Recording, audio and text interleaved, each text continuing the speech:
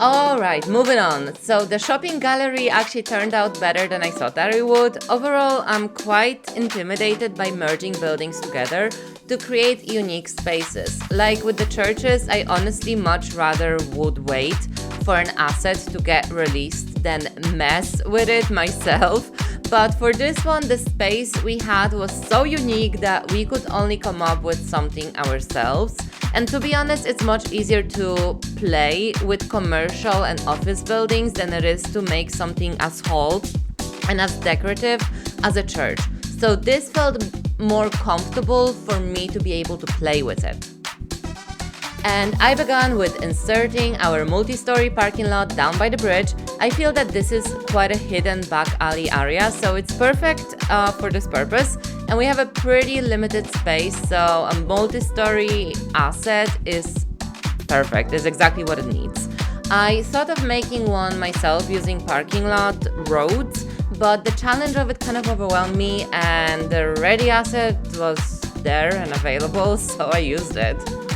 I also knew I wanted this road office tower thingy this round office tower thingy up front in that awkward triangular corner by the roundabout, which I lowered down to limit how high it stood.